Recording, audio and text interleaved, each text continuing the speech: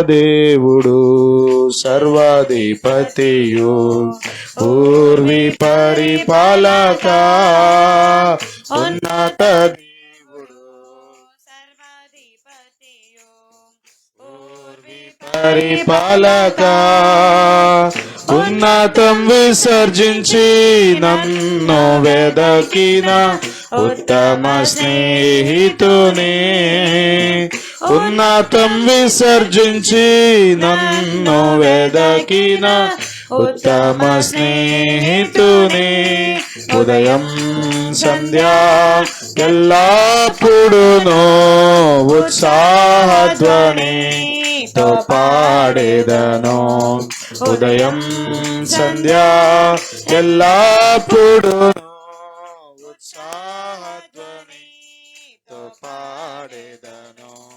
స్తుతించెదను స్తుతించెదను నా యేసు ప్రభున్ కృతజ్ఞతతో అనుదినము స్తుతించెదను.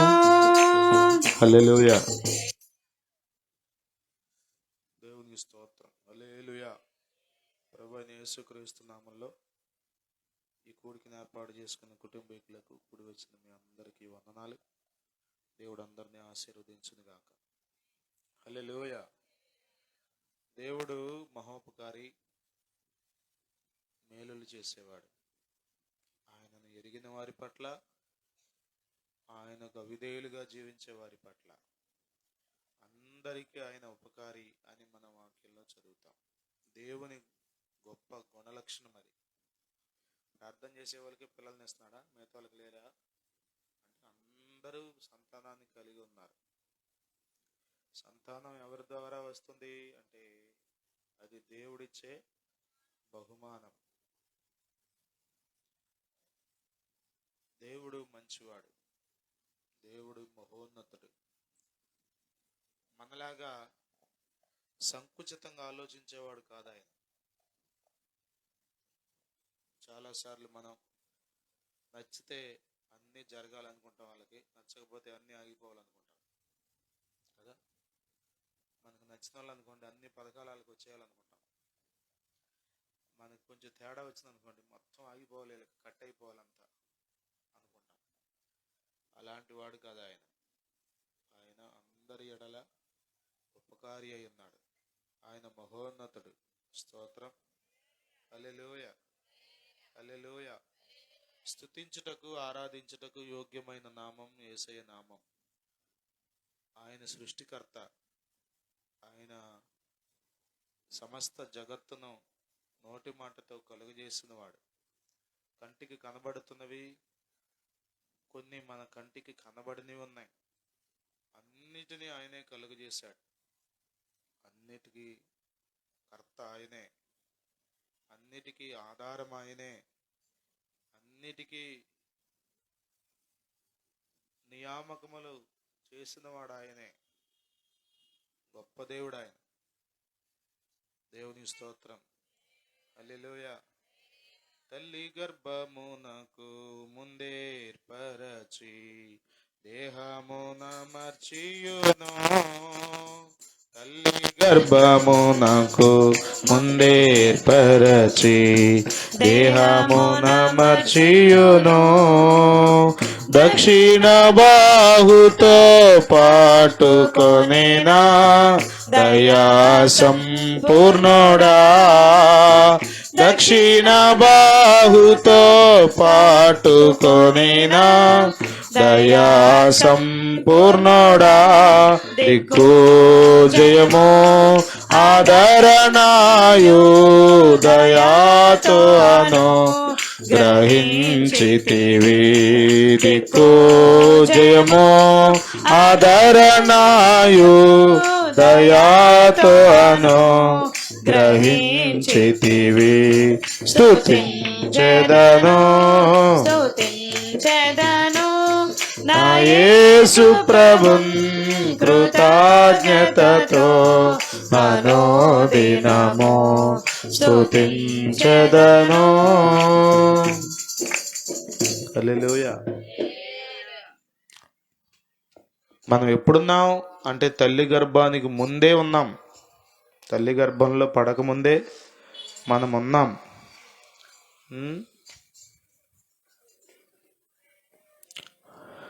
మనలను ఏర్పాటు చేసినవాడు ఆయన, దేహాన్ని అమర్చినవాడు ఆయన కదా. ఎక్కడన్నా స్కిన్ తేడా వస్తే ముఖం మీద కనబడే చోట మన వాళ్ళు ఏం చేస్తున్నారు, వేరే చోట స్కిన్ తీసి ఇక్కడ వేస్తున్నారు కదా.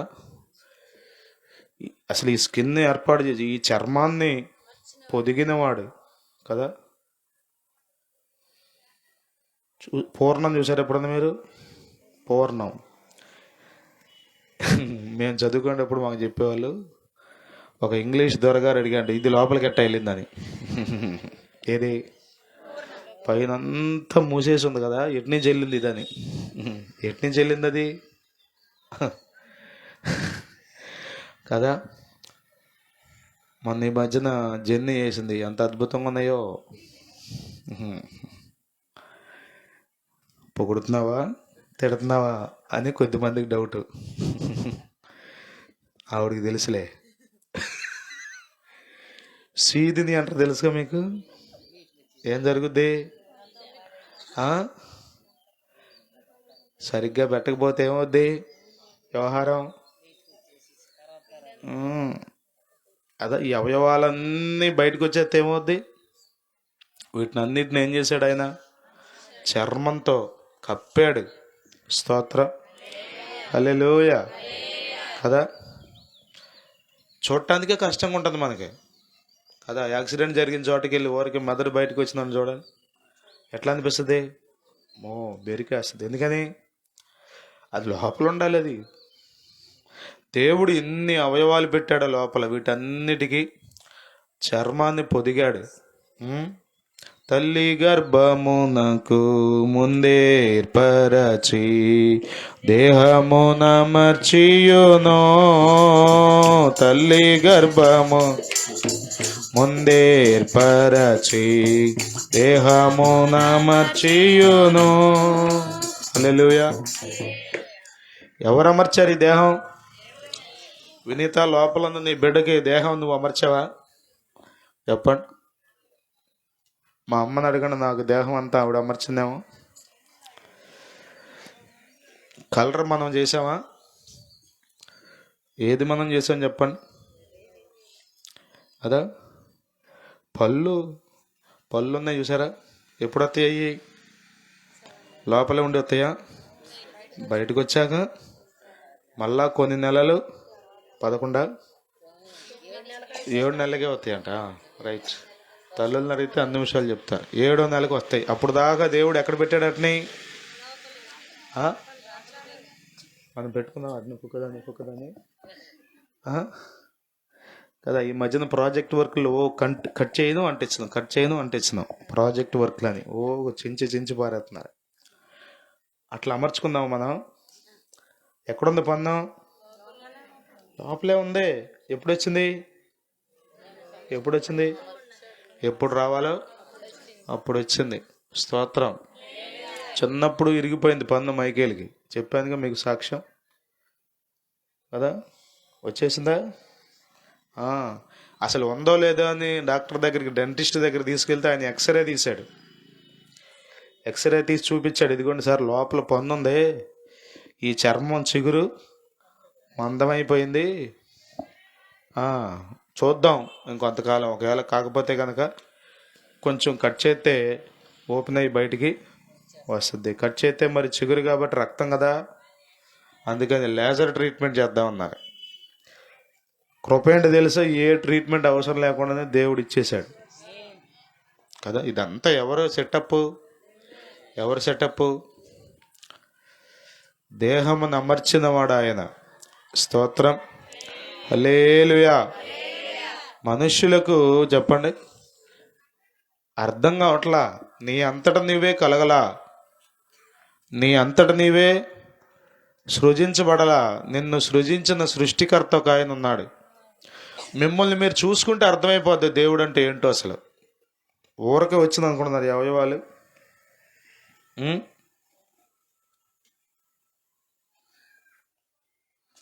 కదా. కొద్దిమంది వెరైటీగా చెప్తారు కదా. ఏంటి, సిగరెట్ తాగి లోపలికి పంపించి ఇక ముక్కులకు రంధ్రాలు మూసేస్తే ఏమయ్యేదో, ఆ పొగంతా లోపలే ఉండి కమిలిపోయి ఊపిరితిత్తులు నల్లగా కాలేయం కమిలిపోయి కొద్దిమంది ఈ రంధ్రాలు పొగొట్టాలనుకున్నారు. కంపెనీలో ఫ్యాక్టరీలో పెడతారు చూసారా, ఎత్తుగా రైస్ మిల్లులో ఆ పొగొట్టాలనుకున్నారు అట్ని. ఇది దేవుని సృష్టి. నిన్ను దేవుడు కలుగు చేశాడు, నీవు నీ సొత్తు కాదు. ఒకటి, ఆయన కలుగు చేశాడు, రెండవది ఆయన నిన్ను కొన్నాడు. ఈ రెండు విషయాలు మనం గుర్తుపెట్టుకోవాలి. మీరేంట్రా ముక్కులు మూసి ప్రాక్టీస్ చేస్తున్నారు, చచ్చిపోతారా ఆయన మనోహర్.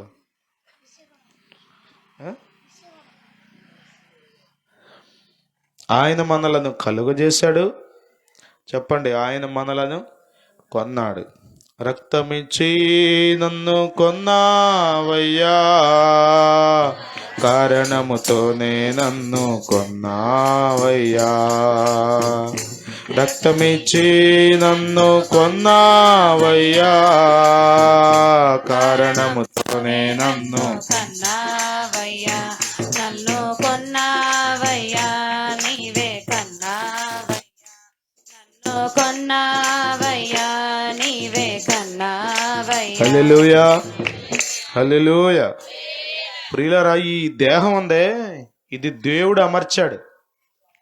ఈ శరీరాన్ని నీ ఇష్టం అనుకున్నావేమో, నీకు అన్ని అమర్చి భూమి మీదకి పంపాడు దేవుడు. వీటన్నిటినీ లెక్క అడుగుతాడు. కొరింథీ పత్రిక 5వ అధ్యాయం 10వ వచనం మీరు చదివితే, 1 కొరింథీ పత్రిక 5వ అధ్యాయం 10వ వచనం, ఎందుకనగా 2 కొరింథీ 5:10,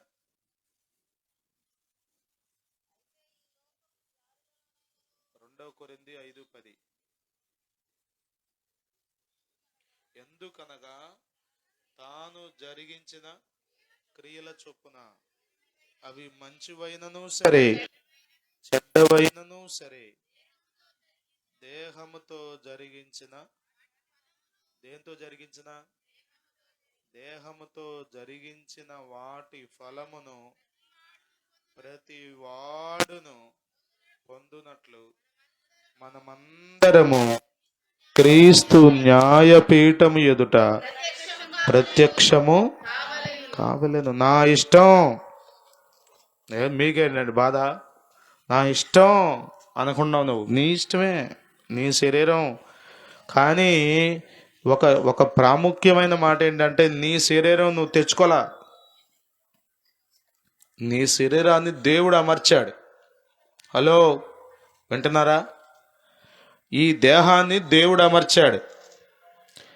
నీకు రూపం ఇచ్చినవాడు ఆయన, నీకు ప్రాణం పోసినవాడు ఆయన, నీ జీవితానికి ఒక విలువనిచ్చినవాడు ఆయన. అర్థమవుతుందా? నా ఇష్టం, నా ఇష్టం అని విర్రవేగమాకు. నీవు దేహంతో జరిగించిన వాటన్నిటి ఫలం ఒక రోజున పొందుతావు. అర్థమవుతుందా? మీకు ఊరికే అర్థం చేసుకోండి. రాత్రులు నిద్రపోకుండా తిరిగేవాడు చూడండి, ఆరోగ్యంగా ఉంటాడా? టయానికి ఒక ముద్ద తిని పడుకున్నవాడు ఎట్లా ఉంటాడు? ఆ దేహంతో తాను జాగ్రత్తగా మంచి భోజనం చేసుకుని ప్రశాంతంగా పడుకున్నాడు ఏం చేస్తాడు? కొంచెం ఆరోగ్యంగా తేటగా ఉంటాడు.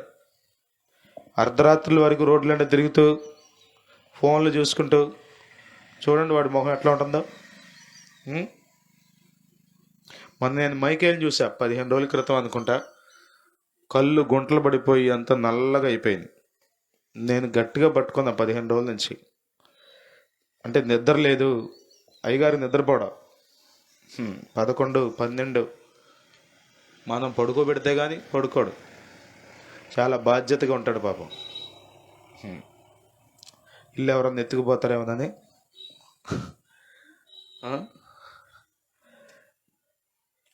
ఈ హాఫ్ డే స్కూల్స్ వచ్చినాయి కదా, పగలో రాత్రి నిద్ర పెట్టడం మొదలెట్టాం. ఈ మచ్చలన్నీ పోయినాయి, నల్లగా ఉన్నాయని, గుంటలు తగ్గినాయి. నేనేం చెప్తున్నా అంటే, మనం చేసిన దానికి రియాక్షన్ లేకపోతే రిజల్ట్ కనబడిపోతుంది మనకి భూమి మీద కూడా చాలాసార్లు. అర్థమవుతుందా? బీపీ ఉన్న వాళ్ళు ఎవరికే ఉప్పు కారం ఎక్కువ తిని చూడండి, ఏమవుద్ది? పెరిగిపోతుంది. కనబడిపోతున్నదిగా. నా ఇష్టం అన్నావు అనుకో, ఏం జరుగుద్ది? నీ ఇష్టమే కానీ నష్టపోతావు.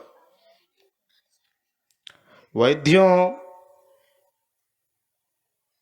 బాగానే ఉంది కానీ నువ్వు జాగ్రత్తలు తీసుకోకపోతే నష్టపోయేది ఎవరు చెప్పండి? ఈ దేహం అమర్చిన వాడు దేవుడు. నాదనుకో మాకు, నీవు దేవుని సొత్తు కదా.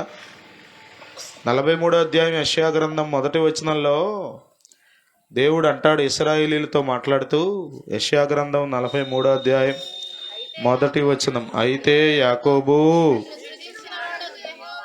నిన్ను సృజించిన వాడగు యెహోవా, ఇశ్రాయేలు నిన్ను నిర్మించిన వాడు.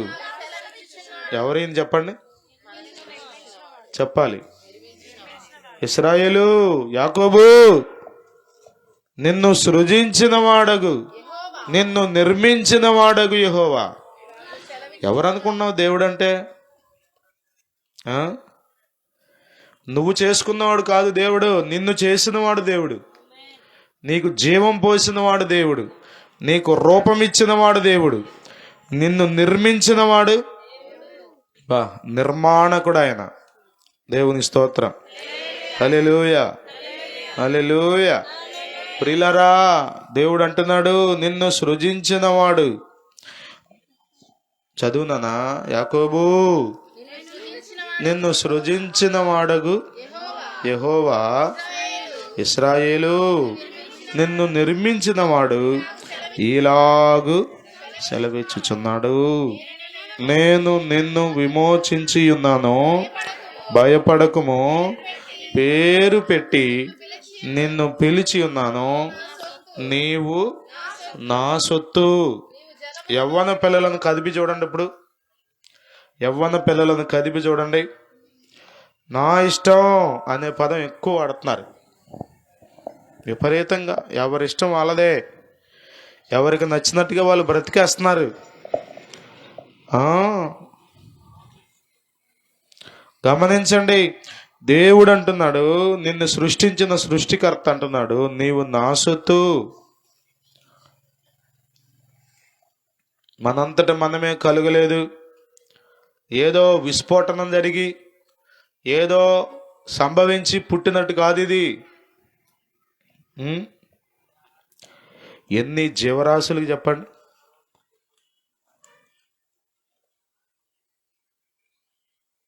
చిన్న విత్తనం, అందులో నుండి పెద్ద వృక్షం, అందులో నుండి చెప్పండి, పుచ్చకాయ గింజ ఎంత ఉంటుంది? దానికి ఎంత కాయలు? అసలు దేవుడు అండి ఎలా చేశాడో, కొన్నిటిని పాకే మొక్కలుగా చేశాడు, కొన్నిటిని నిటారుగా ఎదిగే మొక్కలుగా చేశాడు. ఒక ఆయన అడిగా అంట, ఏంటి ప్రభు పుచ్చకాయలు ఇట్ట చేసావు, పెద్ద మొక్కలుగా పెద్ద పెద్ద వృక్షాలుగా చేస్తే బాగుండేదని. అర్థమవుతుందా? యాపిల్కాయ పడినట్టుగా పుచ్చకాయ పడింది అనుకోండి, నీ మీద యాపిల్కాయ పడింది, న్యూటన్ మీద యాపిల్కాయ పడితే ఏమన్నాడు? గ్రావిటేషనల్ థియరీ కదా, భూ గురుత్వాకర్షణ సిద్ధాంతాన్ని కనిపెట్టాడు. యాపిల్ పైకి ఎందుకు పడలేదు, కిందకే ఎందుకు పడింది కదా, గటుక్కు నోట్లేసి మింగేలా ఆలోచన వచ్చింది. వాళ్ళని శాస్త్రవేత్తలు అంటారు. ఆలోచన చేసి కదా, ఒక ఆయన అన్నాడు, ఒకవేళ యాపిల్ కాకుండా పుచ్చకాయ పడితే అసలు న్యూటన్ లేదు, సిద్ధాంతం లేదు అనేవాడు. ఎలా చేశాడే కదా, ఆశ్చర్యం. అంత పెద్ద పెద్ద కాయల్ని మోసద్దు ఆ తీగ కదా, ఆ తీగ.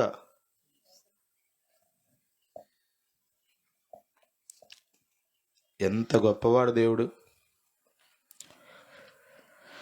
ఆశ్చర్యం. ముంజుకాయలు చూడండి వచ్చేస్తున్నాయిగా, ఎట్లా అసలు అది ఎట్లా తయారవుతున్నాయి, ఎట్లా వస్తున్నాయి? ఆర్టిఫిషియల్గా ఒక్క ముంజిగాని తయారు చేయమనండి శాస్త్రవేత్తని. పొరలు ఎన్ని ఎన్ని రకాలుగా కదా.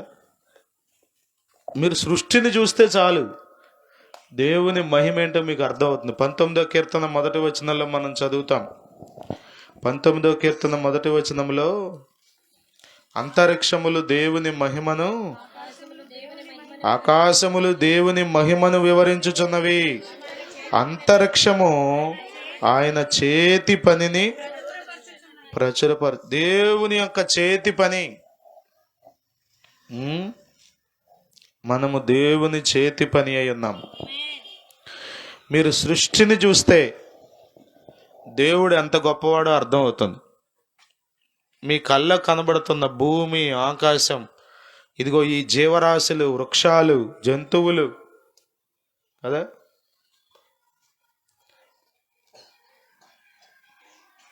ఎంత ఎంత కృపో దేవుడిచ్చాడు.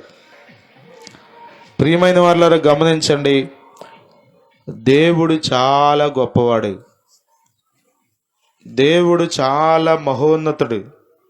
ఆయన శక్తిని, ఆయన గొప్పతనాన్ని, ఆయన ఔన్నత్యాన్ని మనం వివరించలేం, మన వల్ల కాదు. ఎంతో గొప్పవాడు ఆయన, ఎంతో గొప్పవాడు. ఒక చిన్న శుక్రకణం అండంతో కలిసి అది పిండంగా మారుతుంది. ఈ పిండంలో నుండి చెప్పండి, చేతికి 5 వేళ్ళు, 5 వేళ్ళకి మళ్ళీ చూడండి ఈ కణుపులు, గీతలు. ఎవరిని ఈ చేతి రాతలు చెప్తాడంట వాడు. ఆడి చేతి రాత బాగా ఆడ తిరుగుతున్నాడు గాలిగా. ఆడంటే మన చేతి రాతలు చూసి చెప్తాడంట. ఆడి రాత బాగా కదా ఆడు తిరిగేదాడు. ఎవరు దీన్ని కలుగజేశారు చెప్పండి కదా. సంతకాలు అయితే ఫోర్జరీ అయిపోతున్నాయి అని ఇప్పుడు ఏం చేసింది గవర్నమెంట్? అన్నిటికీ ఏలుముద్రలే. ఒకప్పుడు ఏలుముద్ర అయితే పెచ్చోడి కింద చూసేవాళ్ళు. ఏమిటి ఏలుముద్రలు, చదువు రాదా నీకు, సంతకం చేయడం రాదా అనేవాళ్ళు. కానీ సంతకాలు ఊరకే ఖచ్చితంగా వాడి సంతకం ఉన్నట్టుగా దించేసి పెట్టేవాళ్ళు ఉన్నారు. ఫోర్జరీ అంటారు దాన్ని. అలాంటి పనులు జరుగుతున్నాయని ఇప్పుడు ఏం చేస్తున్నారు? వేలుముద్ర అంటే ఏంటి? ఈ వేలు ముద్రలో, ఈ ఏళ్ళలో, బొటన వేలులో, లేకపోతే ప్రతి వేలులో ఏమున్నాయి? గీతలు ఉన్నాయి కదా. పెన్షన్ పడతల్లా ముసలమ్మకి ఎందుకని? అరిగిపోయినాయి అంటున్నారు. అరిగిపోయినాయి గిన్నెలు తోమి తోమి. ఎవరు కలుగు చేశారు ఇదంతా? ప్రపంచంలో నీకున్న వేలి ముద్ర ఎవరికి ఉండదు. నీ కడుపుని పుట్టిన బిడ్డకు కూడా ఉండదు. కవల పిల్లల్లో ఇద్దరికి వేలి ముద్రలు సమానంగా ఉండవు. ఇంత ప్రత్యేకంగా ఎవరు చేశారు నిన్ను చెప్పండి? దేవుడు నిన్ను కలుగు చేశాడు. హల్లెలూయా, హల్లెలూయా. ఈ పూట నేను వేరే వర్తమానం చెప్పాలనుకున్నా, సిద్ధపడి ఇచ్చా. కానీ ఎందుకో దేవుడు ఈ మాట నాకు జ్ఞాపకం చేశాడు. నీకు దేహాన్ని అమర్చిన వాడు ఆయనే.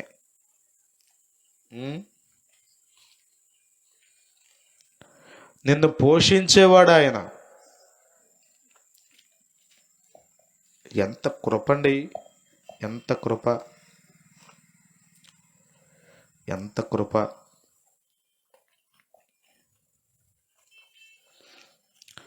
నీ అంతట నీవు కలుగ చేసుకోలేదు, నీ అంతట నీవే తయారైపోలేదు, నీ అంతట నీవే ఏర్పాటు చేయబడలేదు. నేను ఏర్పాటు చేసిన వాడు అన్నాడు. తల్లి తండ్రి వాళ్ళు ఎంతో కష్టపడి నిన్ను కన్నారు, పెంచారు, కానీ వాళ్ళు నీకు దేహాన్ని అమర్చలా. నీకు దేహాన్ని అమర్చినవాడు ఆయన. ఆదికాండం 2:7 మనం చదువుతాం. దేవుడైన యెహోవా నేల మంటితో నరుని నిర్మించి వాని నాసికారంధ్రములలో జీవవాయువును ఓదగా నరుడు జీవాత్మ అయిను.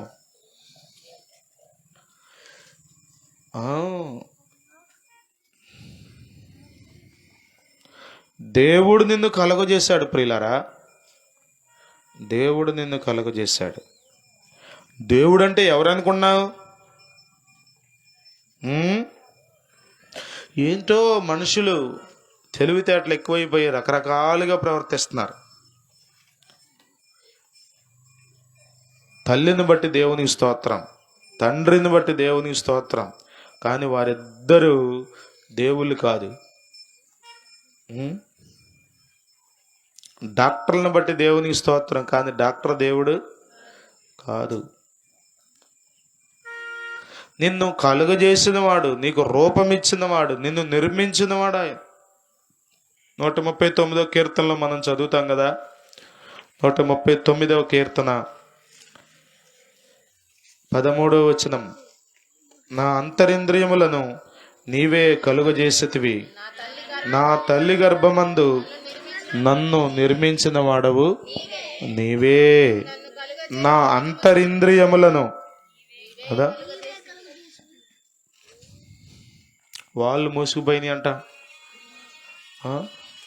వాళ్ళు ఎవరు తయారు చేశారు? ఏంటి అందరం కొట్టేస్తున్నావు నువ్వు? తప్పు.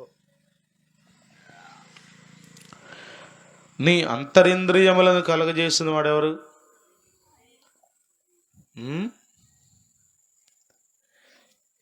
ఎన్ని అవయవాలండి! ఈ మధ్యన వెన్నుముకలు D3 D4 ఏదైతే చెప్తున్నారు ఈ పోసలో.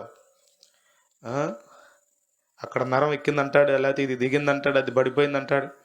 ఎంతో తీస్తే కానీ బయటికి రావట్లా, కూర్చోలేకపోతుంది, నుంచోలేకపోతుంది మనిషి. ఏంట వీటన్నిటినండి, వీటన్నిటిని. అక్క గురించి చెప్పేటప్పుడు డియోడమిన్ అన్నారు. డియోడమిన్ అంటే స్టమక్కి, కడుపుకి క్రింద దాన్ని ఏమంటారంటే స్మాల్ ఇంటెస్టైన్, దానికి మధ్యలో సి షేప్లో ఉంటుందంట డియోడమిన్. అసలు ఎన్ని చేశాడండి దేవుడు! నరములు, కండరములు, రక్త కణాలు, ప్లేట్లు పడిపోయింది అంట. ప్లేట్లు అని మన వాళ్ళు గోల. ఏం ప్లేట్లా? ఏం ప్లేట్లు అయ్యి? టిఫిన్ ప్లేట్లా? ఏదో అంటూ రాకలే, కావాలని అనాలని కాదు, కానీ చదువుకోలేదుగా, ఏదో ఇంగ్లీష్ మాట్లాడాలని తాపత్రయం. కణాలు పడిపోయింది అనకుండా ప్లేట్లు. ఎన్ని ప్లేట్లు పెట్టాడో దేవుడు లోపల, ప్లేట్లెట్స్ కదా. ఒక మనిషిని స్టడీ చేయడానికి ఇన్ని వేల సంవత్సరాలు అయింది, ఇంకా పూర్తి అవలా. ఎన్నెన్ని కొత్త జబ్బులో, ఎన్నెన్ని కొత్త సమస్యలో. జ్వరం ఎప్పుడు రాలేదా? జలుబు ఎప్పుడు చేయలేదా? కానీ కరోనా అని పేరు పెట్టారు దానికి. దాన్ని స్టడీ చేయడానికి ప్రాణం మీదకి వచ్చింది. గబగబా పొడి చేశారు వ్యాక్సిన్లు అందరికీ కదా. ఇప్పుడు కక్కలేక మెంగలేక అన్నట్టు ఉంది పరిస్థితి. మనకేం తెలుసు చెప్పండి? నాకంతా తెలుసు, నా ఇష్టం, నువ్వు నాకు చెప్పేది ఏంటి అని నువ్వు అనొచ్చు, బాగానే ఉంది అంటానికి, కానీ నీకేం తెలుసు? మన శరీరంలో ఉన్న నరాలనంట ఒకదాని తర్వాత ఒకటి ఇట్లా బారుగా పెట్టుకుంటూ వెళ్తే భూమి చుట్టూ పెట్టేంత ఉంటాయంట. ఎన్ని కణాలు, ఎన్ని విధానాలు! 206 ఎముకలు కదా, వీటికి మధ్యలో జాయింట్లు కదా, ఇట్లా చెయ్యి అంటానికి, ఇట్లా తిప్పడానికి. ఏదన్నా కొంచెం తొలగిందంటే చెప్పరేంటి ఎంత కష్టమో, ఎంత కష్టం. ఇదంతా ఎవరు చేశారనుకున్నావు? దేవుడు. నా అంతరింద్రియములను నీవే కలుగజేసితివి, నా తల్లి గర్భమందు నన్ను నిర్మించిన వాడవు నీవే. నీవు నన్ను కలుగజేసిన విధము చూడగా భయమును ఆశ్చర్యమును నాకు పుట్టుచున్నవి. అందును బట్టి నేను నీకు కృతజ్ఞతాస్తుతులు చెల్లించుచున్నాను. ప్రియులరా, ఎందుకొరకు దేవుడు మనల్ని కలుగజేశాడంటే దేవుణ్ణి స్తుతించడానికి. ప్రభువా నీకు స్తోత్రమయ్యా, ప్రభువా నీకు వందనాలయ్యా, నన్ను చేసినందుకు వందనాలయ్యా.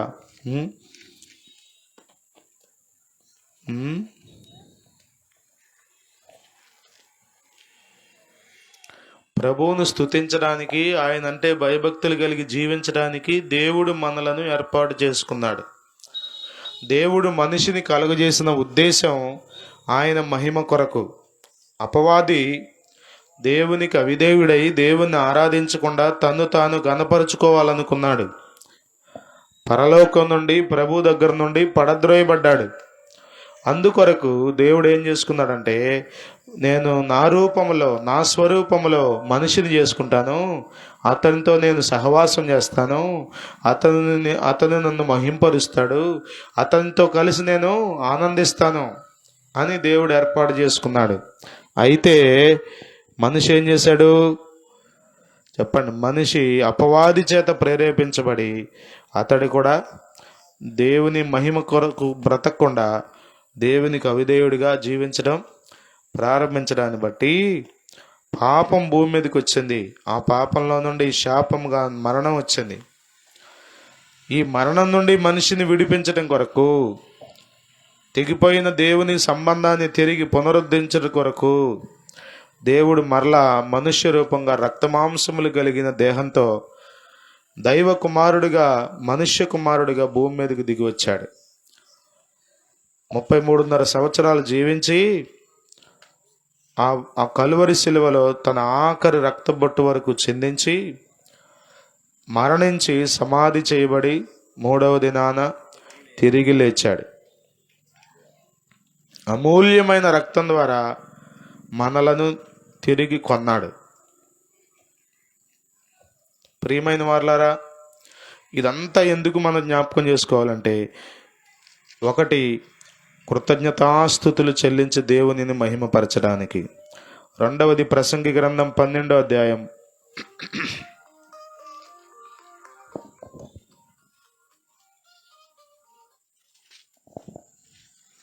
ప్రసంగి గ్రంథం 12వ అధ్యాయం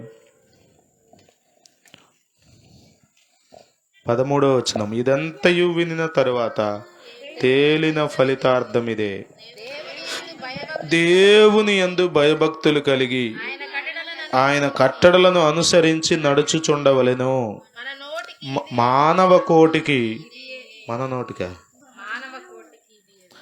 మానవ కోటికి ఇదియే విధి. మనుషులందరూ చేయాల్సిన పని. విధి అంటే తప్పనిసరిగా చేయవలసింది. ఏమిటి అంటే, దేవుడు అంటే భయభక్తులు కలిగి ఉండి ఆయన కట్టడలను అనుసరించి నడవాలి.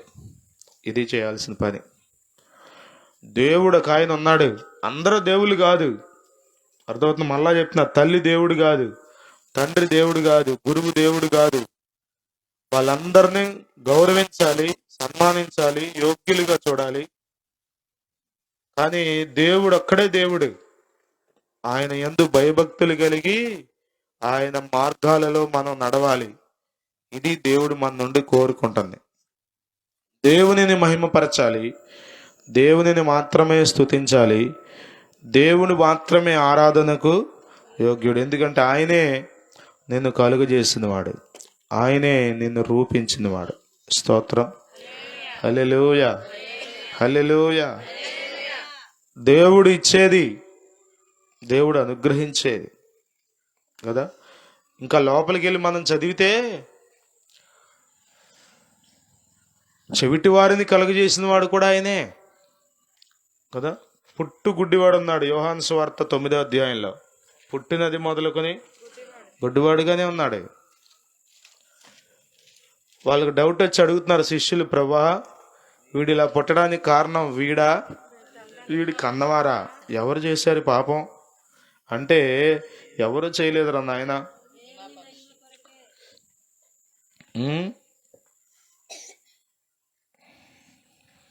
అందులకు దృష్టి కలుగా చేసి అంగహీనులను లేచి నడువజేసెన్. అందులకు దృష్టి కలుగా చేసి అంగహీనులను లేపి నడువజేసెన్. హల్లెలూయా, హల్లెలూయా. టైం లేదు, ముగించేస్తాను. మనలను కలుగజేసిన వాడు దేవుడు. మీకు ఎవరైనా భేదోడు కనబడితే వాడిని ఎక్కిరించకండి. భేదలను కలుగజేసిన వాడు కూడా దేవుడే. నల్లగా ఉన్నాడు చూసి ఎగతాళి చేయమాకండి, అర్థమవుతుందా? కలుగజేసిన వాడు దేవుడే. అంగహీనులు ఎక్కడన్నా కనబడ్డారా మీకు? అవయవ లోపం కలిగిన వాళ్ళు, వారిని పుట్టించిన వాడు దేవుడు. కొద్దిమంది బై బర్త్ పుడతారు, కొద్దిమంది మేము చిన్నప్పుడు ఈ పోలియో ఎక్కువ ఉండేది, అందుకే 2 చుక్కలు వేసుకుంటే చాలు ఇక మీ జీవితంలో పోలియో రాదని చాలా ప్రచారం చేస్తున్నారు. అక్కడక్కడ ఇంకా కనబడుతున్నారు పోలియో కేసులు, చాలా రేర్గా. ఎందుకని? అది ఆ చిన్న డ్రాప్స్ వేసుకుంటే ఇక రాదు. కొన్నిసార్లు బలహీనతలను బట్టి, ప్రమాదాలను బట్టి అవయవాలు పోగొట్టుకున్న వాళ్ళు ఉన్నారు, కానీ బై బర్త్ కొద్దిమంది లేరు. అది ఎట్లా చేశాడు? దేవుడే చేశాడు, దేవుడే చేశాడు. ప్రియమైన వాళ్ళరా, దేవుడు గొప్పవాడు. ఎవరిని ఎలా పుట్టించాలో ఒకవేళ మనమే కనుక కోరుకుంటే ఎక్కడ పుట్టాలనుకుంటాం? ప్రెసిడెంట్ గారి ఇంట్లో పుట్టాలనుకుంటాం, మోడీ గారి ఇంట్లో పుట్టాలనుకుంటాం కదా, అంబానీ ఇంట్లో పుట్టాలనుకుంటాం, ఎక్కడెక్కడో పుట్టాలనుకుంటాం. మనకు నచ్చిన దేశంలో అమెరికాలో పుట్టాలనుకుంటాం. ఏంటి కాదులో అనిపిస్తుంది మనకి. మన అడిగి పెట్టాడా దేవుడే ఎక్కడ పుట్టాలో? అర్థమవుతుందా? కులం మనం ఏర్పాటు చేసుకుంది, మతం మనం ఏర్పాటు చేసుకుంది, ఈ భేదాలు అనేవి మనం ఏర్పాటు చేసుకున్నాం. మనం ఎక్కడ పుట్టయితే అక్కడ అట్లా ఉంటాం అంతే. కానీ మనల్ని ఏర్పాటు చేసిన వాడు ఒక ఆయన ఉన్నాడు, మనల్ని రూపొందించిన వాడు ఒక ఆయన ఉన్నాడు, శిల్పకారుడు ఆయన. హల్లెలూయా, హల్లెలూయా. సృష్టికి శిల్పకారుడు, జగతికి ఆది పురుషుడు. సృష్టికి శిల్పకారుడు,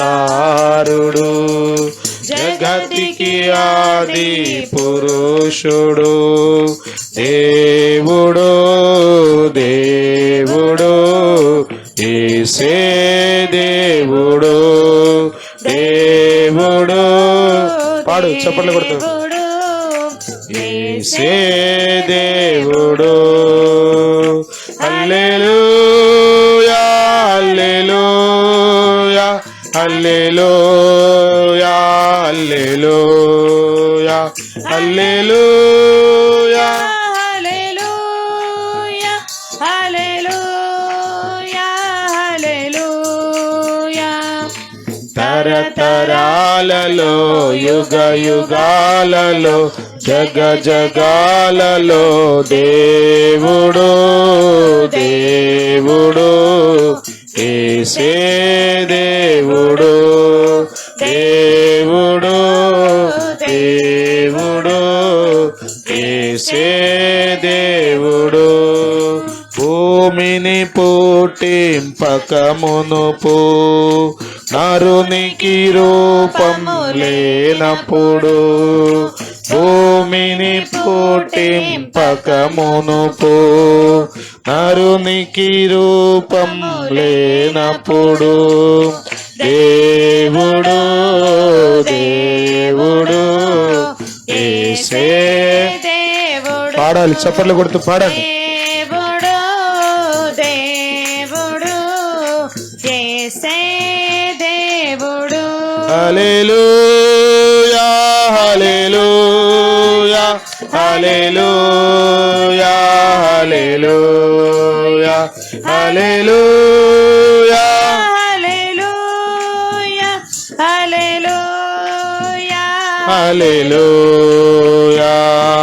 తరతరాలలో, యుగ యుగాలలో, జగ జగాలలో దేవుడు, దేవుడు, యేసే దేవుడు, దేవుడు, దేవుడు, యేసే దేవుడు.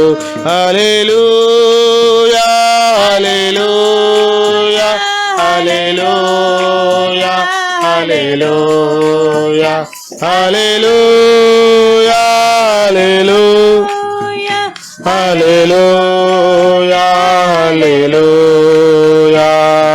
సృష్టికి శిల్పకారుడు, జగతికి ఆది సంభూతుడు, సృష్టికి శిల్పకారుడు, జగతికి ఆది భూతుడు, దేవుడు దేవుడు యేసే. అవును, దేవుడు దేవుడు యేసే దేవుడు. హల్లెలూయా హల్లెలూయా హల్లెలూయా హల్లెలూయా హల్లెలూయా హల్లెలూయా హల్లెలూయా హల్లెలూయా.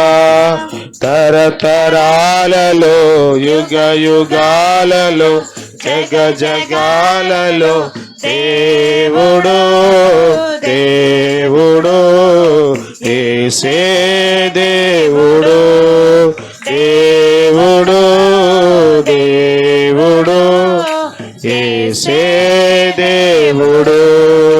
భూమిని పుట్టింపకమునుపు లోకపు పునాది లేనప్పుడు, భూమిని పుట్టింపకమునుపు లోకపు పునాది లేనప్పుడు, యేసు దేవుడు దేవుడు యేసే దేవుడు. ఆయనే రక్షకుడు, ఆయనే సృష్టికర్త. దేవుడు యేసే దేవుడు దేవుడు దేవుడు యేసే యేసే దేవుడు. యేసు తప్ప రక్షకుడు లేడు, ఆయన తప్ప వేరొక దేవుడు లేడు. దేవుడు దేవుడు యేసే దేవుడు దేవుడు దేవుడు యేసే దేవుడు. హల్లెలూయా హల్లెలూయా హల్లెలూయా హల్లెలూయా హల్లెలూయా హల్లెలూయా. గ్లోరీ స్తోత్రం.